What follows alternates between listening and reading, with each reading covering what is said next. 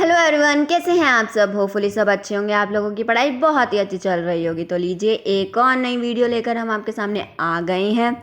जैसे कि हम लोग एमसीक्यू सीरीज़ कर रहे थे, बहुत सारे सब्जेक्ट्स की एमसीक्यू सीरीज़ ऑलरेडी डली हुई है, ना देखी हो अब तक तो प्लेलिस्ट चेकआउट कर सकते हैं और बाकी डिस्क्रिप्शन में भी लिंक मिल जाएगा, वहाँ से भी चेकआउट कर सकते हैं। आज जो हम करने वाले हैं वो करने वाले हैं इंडियन इकोनॉमिक डेवलपमेंट के MCQ, human capital formation in India, इसके एमसीक्यू आज हम आपके लिए लेकर आए हैं। वीडियो को एंड तक देखना, सारे ही क्वेश्चंस मुझसे पहले करने की कोशिश करना और मेरे साथ मार्क्स जरूर शेयर करना कि आपके कितने क्वेश्चंस करेक्ट हुए। तो आइए स्टार्ट करें अपना आज का session. Let's get started. Question number 1 देखते हैं क्या है। Question number 1, the stock of skill and expertise of a nation at a point of time is known as. जो स्टॉक होता है स्किल एंड एक्सपर्टीज का नेशन का, उसको क्या बोला जाता है। फिजिकल कैपिटल या फिर ह्यूमन कैपिटल या फिर सोशल इंफ्रास्ट्रक्चर या फिर नन ऑफ दीज। क्या बोला जाता है stock of skill and expertise को। Human capital. तो हमारा फर्स्ट का आंसर क्या हो गया, B, human capital. Second question देखते हैं क्या है हमारा second question. The process of addition to the stock of human capital over time is called. जो एडिशन होता है ह्यूमन कैपिटल के स्टॉक में over the period of time, उस प्रोसेस को हम क्या बोलते हैं। ऑप्शंस देखते हैं। ए, ह्यूमन कैपिटल स्टॉक बोलते हैं, या फिर बी, ह्यूमन कैपिटल एडिशन बोला जाता है, या फिर सी, ह्यूमन कैपिटल एगमेंटेशन बोला जाता है, या फिर डी, ह्यूमन कैपिटल फॉर्मेशन बोला जाता है। ह्यूमन कैपिटल के स्टॉक में जो एडिशन होता है ओवर द टाइम, उस प्रोसेस को हम क्या बोलते हैं, ह्यूमन कैपिटल फॉर्मेशन। तो सेकेंड का हो गया हमारा डी। थर्ड क्वेश्चन देखते हैं क्या है हमारा third question. Which cost is involve in migration. Migration में कौन कौन सी कॉस्ट इन्वॉल्व होती है। ऑप्शंस देखते हैं। A, higher living cost in different place, या फिर बी, ट्रांसपोर्टेशन कॉस्ट, या फिर C, both A and B, या फिर डी, नन ऑफ दीज। जब आप माइग्रेट करते हैं, एक जगह से दूसरी जगह जाते हैं, तो कौन कौन सी कॉस्ट लगती है आपकी। Higher living cost in different place भी होती है और साथ में ट्रांसपोर्टेशन कॉस्ट भी लगती है। तो दोनों ही कॉस्ट इन्वॉल्व होती है माइग्रेशन में। तो आप कह सकते हैं इसका आंसर क्या हो गया, थर्ड का सी हो गया, both A and B. Third का हो गया आपका सी। फोर्थ क्वेश्चन देखते हैं क्या है हमारा fourth question. Which organisation enforces the rules and regulations regarding technical education in the country. कौन सी ऑर्गेनाइजेशन रूल्स एंड रेगुलेशन बनाती है technical education in the country के रिगार्डिंग। तो बताइए कौन सी ऑर्गेनाइजेशन है। ए है हमारा ICMR, या फिर बी है हमारा NCERT, या फिर सी है हमारा AICTE, या फिर डी है हमारा UGC। बताइए कौन सी ऑर्गेनाइजेशन टेक्निकल एजुकेशन से रिलेट करती है इन चारों में से। देखिए, अगर मैं ICMR की बात करूं तो ICMR क्या है हमारा, Indian council for medical research. ठीक है, ये किससे रिलेटेड होती है, हेल्थ सेक्टर से रिलेटेड। तो ये तो हमारा ऑप्शन नहीं है। और NCERT तो क्या होती है, national council of educational research and training. ये क्या होती है, हमारी टेक्स्ट मटेरियल बनाती है ये up to senior secondary level. तो NCERT भी इसका आंसर नहीं है। और जो UGC है वो क्या है, हमारी यूनिवर्सिटी ग्रांट्स कमीशन। ये क्या करती है, फंडिंग अथॉरिटी है इसके पास यूनिवर्सिटी एजुकेशन के लिए। तो ये भी हमारा ऑप्शन नहीं है। तो हमारा कौन सा ऑप्शन है, AICTE इसका करेक्ट आंसर है, जिसकी फुल फॉर्म है all India council of technical education. ये जो हमारी ऑर्गेनाइजेशन है, ये रूल्स एंड रेगुलेशन एनफोर्स करती है टेक्निकल एजुकेशन के रिगार्डिंग हमारी कंट्री में। तो फोर्थ का आंसर क्या हो गया, सी हो गया, AICTE। फोर्थ का हो गया सी। और फिफ्थ क्वेश्चन देखते हैं क्या है हमारा fifth question. When was right to education act enacted. एक राइट टू एजुकेशन एक्ट के बारे में आप लोगों ने पढ़ा होगा, वो कब इनेक्ट हुआ था आपका। A 2009 में, या फिर B 2010 में, या फिर C 2008 में, या फिर D 2012 में। कब इनेक्ट हुआ था ये, 2009 में इनेक्ट हुआ था। तो हमारा फिफ्थ का आंसर हो गया ए। इंडियन इको में डेट्स वाले क्वेश्चंस बहुत अच्छे से करके जाना, डेट्स वाले क्वेश्चन आने के चांसेस पूरे पूरे हैं। ये तो डायरेक्ट क्वेश्चन था, इसमें कुछ भी समझाने वाला नहीं था, आपको डायरेक्ट मार्क करना था कि कौन सा ऑप्शन करेक्ट है। अब सिक्स्थ क्वेश्चन देखते हैं क्या है हमारा sixth question. Which 5-year plan recognises the importance of human capital. 5-year plan जो हमने पढ़े हैं, उसमें कौन सा प्लान रिकॉग्नाइज करता है ह्यूमन कैपिटल के इम्पोर्टेंस को। A 8th प्लान, या फिर सेकंड प्लान या फिर फोर्थ प्लान या फिर सेवेंथ प्लान? बताइए कौन से प्लान में हमारी इंपॉर्टेंस दिखाई गई है ह्यूमन कैपिटल से रिलेटेड? सेवेंथ प्लान में। तो 6 का आंसर हो गया आपका डी। सेवेंथ क्वेश्चन देखते हैं क्या है आपका seventh question. Match the column 1 with column 2। आपको कॉलम 1 को कॉलम 2 से मैच करना है, ये एक तरीके का मैचअप है आपके लिए। कॉलम 1 और 2 में देखते हैं क्या क्या है। कॉलम 1 में है पहला हमारा क्यूरेटिव मेडिसिन। क्या होती है curative medicine? Medical intervention during illness, इसे बोला जाता है क्यूरेटिव मेडिसिन। हमने 3 मेडिसिन पढ़ी हुई हैं, वही 3 आपको मेडिसिन यहाँ पे दे रखी है। सेकंड वाली है आपकी प्रिवेंटिव मेडिसिन। क्या होती है प्रिवेंटिव मेडिसिन? वैक्सीनेशन, ठीक है। एंड सोशल मेडिसिन क्या होती है हमारी? स्प्रेड ऑफ हेल्थ लिटरेसी, ठीक है। ये सारे मैंने मैचअप कर लिए हैं। अब इस मैचअप के अकॉर्डिंग मैं इसमें अपना ऑप्शन सर्च कर लूँगी, वही हमारा आंसर होगा। तो देखते हैं क्या है। ये जो फर्स्ट वाला है उसका करेक्ट आंसर क्या है? ये सेकंड वाला, यानी कि फर्स्ट के आगे वो सेकंड वाला होना चाहिए, और सेकंड के आगे क्या है? थर्ड वाला, और थर्ड के आगे क्या है? ये फर्स्ट वाला। तो आपने इस तरीके की सीरीज सर्च करनी है अपने ऑप्शन में। देखते हैं फर्स्ट का क्या है, सेकेंड। कहाँ कहाँ दिख रहा है आपको फर्स्ट का सेकंड? एक ये सी वाले में दिख रहा है और एक ये ए वाले में दिख रहा है। सेकंड का क्या हो रहा है हमारा? ये थर्ड वाला हो रहा है। सेकंड का थर्ड वाला कौन सा ऑप्शन में दिख रहा है आपको? सी वाले में दिख रहा है। तो इसका करेक्ट आंसर क्या होगा आपका? सी वाला होगा। लेकिन हम थर्ड वाला भी देखेंगे। थर्ड वाला क्या है? Social medicine. सोशल मेडिसिन का क्या है थर्ड वाले का? ये फर्स्ट वाला। और यहाँ पे भी आपको थर्ड का क्या दिख रहा है? ये फर्स्ट वाला दिख रहा है। तो यानी कि सी वाले में मेरे सारे ही करेक्ट हैं। तो हमारा कौन सा ऑप्शन करेक्ट हो गया इसमें? सेवेंथ का आंसर हो गया सी।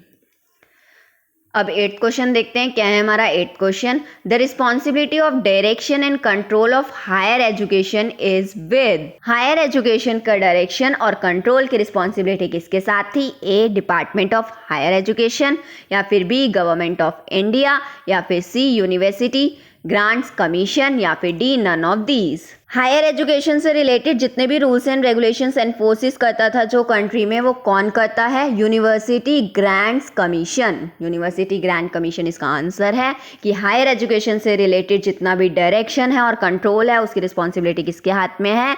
यूनिवर्सिटी ग्रांट्स कमीशन, यूजीसी के हाथ में। तो हमारा 8 का आंसर हो गया सी। 9th क्वेश्चन देखते हैं क्या है हमारा 9th question. Assertion reason based question है। ये क्वेश्चन मैंने आपको अटेम्प्ट करना बहुत सारी वीडियोस में सिखा रखा है। देखिए क्या होते हैं इसमें, 2 स्टेटमेंट होती है, हमें दोनों स्टेटमेंट चेकआउट करनी होती है कि दोनों स्टेटमेंट ट्रू है या फॉल्स है, ठीक है। तो आइए देखते हैं। उसके बाद ये जो ऑप्शंस दे रखे होते हैं उसमें करेक्ट ऑल्टरनेटिव आपने चूज करना होता है। तो देखते हैं क्या है असर्शन। असर्शन है हमारा the spread of education is necessary to control the population growth rate. Population growth rate को कंट्रोल करने के लिए एजुकेशन का स्प्रेड होना बहुत ज़रूरी है। ये स्टेटमेंट क्या है आपकी? ट्रू है कि पॉपुलेशन को कंट्रोल करने के लिए लोगों का वेल एजुकेटेड होना बहुत ज़रूरी है, एजुकेशन का स्प्रेड होना बहुत ज़रूरी है। तो असर्शन तो हमें ट्रू मिल गया। अब रीज़न देखते हैं। रीज़न क्या है हमारा? Human capital formation decreases the quality of life. क्या ह्यूमन कैपिटल फॉर्मेशन जो होता है उससे क्वालिटी ऑफ लाइफ डिक्रीज हो जाती है? जी नहीं, ह्यूमन कैपिटल फॉर्मेशन के तो सोर्सेज हैं हेल्थ एंड एजुकेशन, और इससे जो क्वालिटी ऑफ लाइफ है वो क्या होती है? इंक्रीज होती है। तो जो हमारा रीज़न है वो करेक्ट नहीं है, वो ट्रू नहीं है, वो क्या है आपका? फॉल्स है। तो आपने क्या देखा? असर्शन तो ट्रू है और रीज़न क्या है? फॉल्स है। यही चीज़ हम अपने ऑप्शन में सर्च करेंगे। कहाँ पे हमें दिख रहा है कि असर्शन ट्रू है और रीज़न फॉल्स है? ए वाले में ही मिल गया मुझे ये। Assertion is true but reason is false. तो हमारा 9th का आंसर क्या हो गया? ए। अब 10th क्वेश्चन देखते हैं क्या है हमारा 10th क्वेश्चन। 10th क्वेश्चन भी असर्शन रीजन बेस्ड क्वेश्चन है। असर्शन रीड करते हैं। असर्शन क्या है हमारा? Human capital formation is required for the effective use of physical capital. Physical capital का इफेक्टिव यूज़ करने के लिए ह्यूमन कैपिटल फॉर्मेशन का होना बहुत ज़रूरी है। क्या ये स्टेटमेंट ट्रू है? जी हाँ, ये स्टेटमेंट क्या है हमारी? ट्रू है। फिजिकल कैपिटल का इफेक्टिव यूज जब भी हो सकता है जब ह्यूमन कैपिटल फॉर्मेशन होगी। तो हमारा असर्शन क्या हो गया? ट्रू हो गया। उसके बाद रीज़न देखते हैं। रीज़न क्या है हमारा? The formation of human capital raises the life expectancy of the people. जो ह्यूमन कैपिटल की फॉर्मेशन है उससे पीपल की लाइफ एक्सपेक्टेंसी इंक्रीज हो जाती है, रेज हो जाती है। क्या ये स्टेटमेंट ट्रू है? जी हाँ, ये स्टेटमेंट भी क्या है हमारी? ट्रू है कि ह्यूमन कैपिटल फॉर्मेशन से लाइफ एक्सपेक्टेंसी पीपल की इंक्रीज हो जाती है, रेज हो जाती है। तो रीज़न भी ट्रू है, असर्शन भी ट्रू है। अब देखेंगे क्या रीज़न करेक्ट एक्सप्लेनेशन है असर्शन की या नहीं है।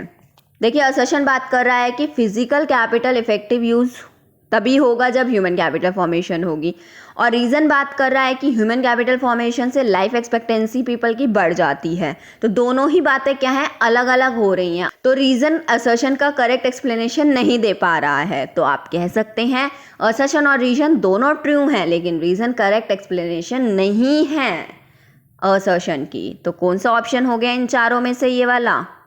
ये हो गया हमारा डी वाला। Both assertion and reason are true and reason is not the correct explanation of the assertion. Reason correct explanation नहीं है असर्शन की। तो 10th का हो गया हमारा डी। 11th क्वेश्चन देखते हैं क्या है हमारा 11th क्वेश्चन। 11th क्वेश्चन भी असर्शन रीजन बेस्ड क्वेश्चन है, रीड करते हैं। असर्शन क्या है हमारा? Human capital formation is an important determinant of economic growth of a nation. Human capital formation एक इम्पॉर्टेंट डिटर्मिनेंट है इकोनॉमी की ग्रोथ के लिए। क्या ये स्टेटमेंट ट्रू है? जी हाँ, ये स्टेटमेंट एकदम ट्रू है कि ह्यूमन कैपिटल फॉर्मेशन क्या है, इम्पॉर्टेंट डिटर्मिनेंट है इकोनॉमी की ग्रोथ के लिए। ठीक है, और रीज़न क्या कह रहा है हमारा? रीज़न है human capital formation leads to better utilisation of resources which enhance their skills and productivity. Human capital formation से क्या होता है? बेटर यूटिलाइजेशन होता है रिसोर्सेज से, जिससे कि स्किल्स एंड प्रोडक्टिविटी एनहेंस होती है। क्या रीज़न ट्रू है? जी हाँ, रीज़न भी ट्रू है कि ह्यूमन कैपिटल फॉर्मेशन से क्या होता है? बेटर यूटिलाइजेशन होता है रिसोर्सेज का, और स्किल्स एंड प्रोडक्टिविटी भी एनहेंस हो जाती है। तो आप कह सकते हैं असर्शन एंड रीजन क्या है, दोनों ही ट्रू है। क्या रीजन करेक्ट एक्सप्लेनेशन है असर्शन की? देखते हैं। असर्शन कह रहा है कि human capital formation important determinant है इकोनॉमिक ग्रोथ का, क्योंकि ह्यूमन कैपिटल फॉर्मेशन से बेटर यूटिलाइजेशन होता है रिसोर्सेज का, जिससे कि स्किल्स एंड प्रोडक्टिविटी एनहेंस हो जाती है। तो आपको आपके क्यों का आंसर मिल रहा है रीजन में। तो रीजन क्या है? करेक्ट एक्सप्लेनेशन है असर्शन की। तो कौन सा ऑप्शन इसका करेक्ट हो गया? सी वाला। Both assertion and reason are true and reason is the correct explanation of the assertion. तो 11th का आंसर हो गया आपका सी।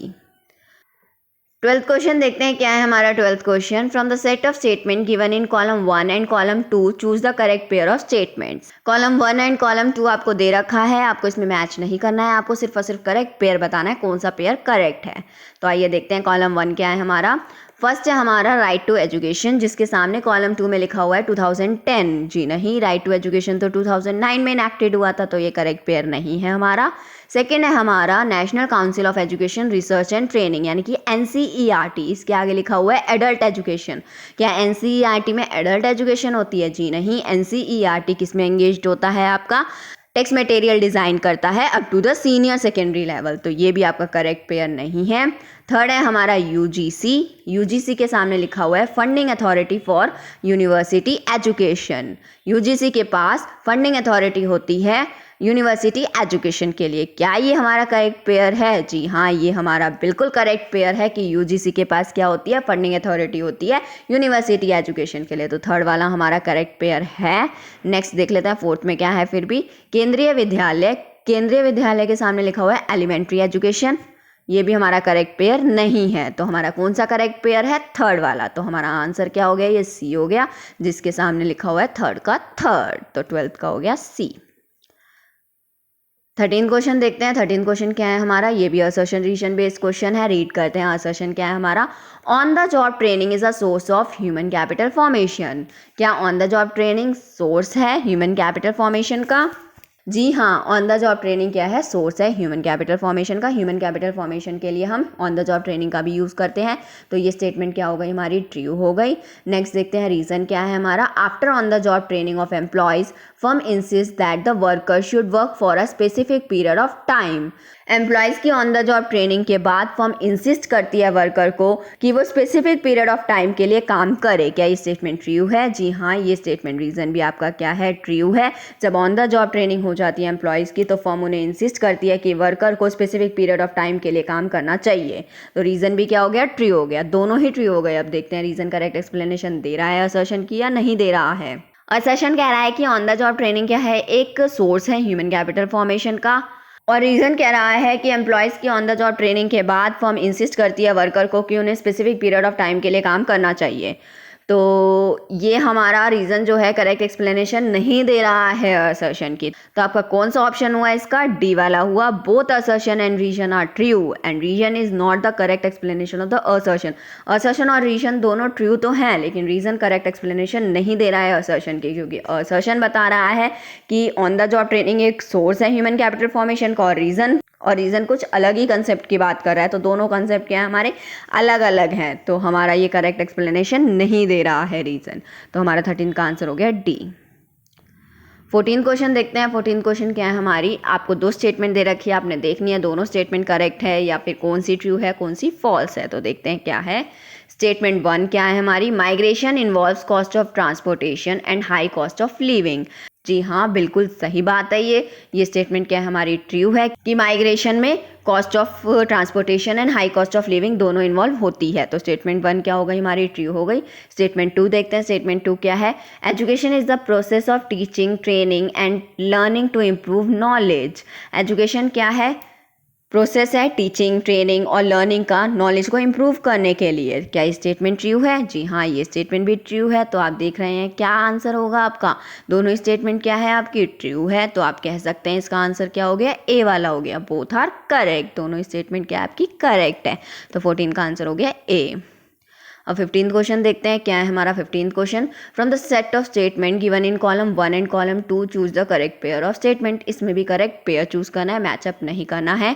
तो आइए देखते हैं कॉलम 1 एंड कॉलम 2 में क्या है। फर्स्ट वाले में है हमारा AICTE, जिसके आगे लिखा हुआ है all India council of technological education. क्या AICTE की full form all India council of technological education होती है? जी नहीं, AICTE की फुल फॉर्म क्या होती है? All India council of technical education. तो ये टेक्नोलॉजी गलत लिखा हुआ है, तो ये तो करेक्ट पेयर नहीं हुआ।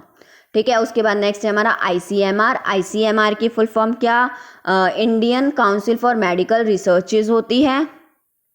जी हाँ, ICMR की फुल फॉर्म क्या है? एकदम करेक्ट है, यही फुल फॉर्म होती है। तो ये करेक्ट पेयर है। बाकी NCERT की फुल फॉर्म देखो क्या लिख रखी है इन्होंने? National council for education research and technology, नहीं ट्रेनिंग होती है। तो ये भी करेक्ट पेयर नहीं है। और UGC की क्या लिख रखी है? Universal grand college. Universal grand college नहीं, यूनिवर्सल ग्रैंड कमीशन होता है। तो ये भी करेक्ट पेयर नहीं है। तो कौन सा वाला करेक्ट पेयर है? सेकेंड वाला। ICMR की फुल फॉर्म क्या होती है? Indian council for medical researches. तो हमारा 15th का आंसर क्या हो गया? ये सेकेंड वाला हो गया, यानी कि बी हो गया। ये 15th का हो गया बी। आज के लिए बस इतना ही, बाकी मिलते हैं नेक्स्ट वीडियो में। अगर वीडियो अच्छी लगी तो वीडियो को लाइक करके जरूर जाना, और अगर अब तक चैनल को सब्सक्राइब नहीं करा है और बहुत सारे MCQ करने हैं तो चैनल को सब्सक्राइब कर लेना और बेल आइकन भी प्रेस कर लेना, जिससे कि कोई भी वीडियो डलती है तो आपके पास नोटिफिकेशन आ जाएगी। तब तक के लिए इसी तरीके से पढ़ते रहिए और हमारे चैनल के साथ जुड़े रहिए। Thank you so much.